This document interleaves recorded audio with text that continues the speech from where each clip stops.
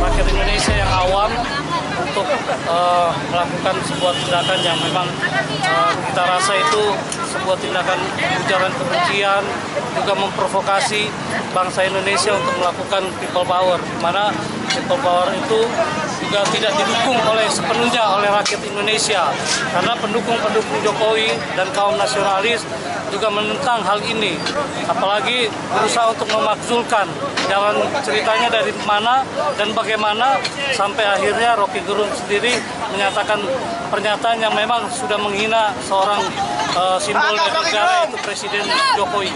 Garis besarnya tuntutannya hari ini apa, Pak? Tuntutannya kita mendesak Kepolisian Republik Indonesia untuk segera menangkap Rocky Gerung karena telah melakukan ujaran kebencian dan dia sudah membuat kegaduhan.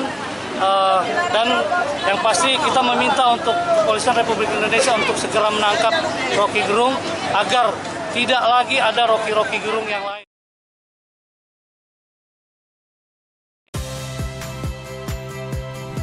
Saya Audrey Chandra, saksikan program-program Kompas TV melalui siaran digital, pay TV, dan media streaming lainnya.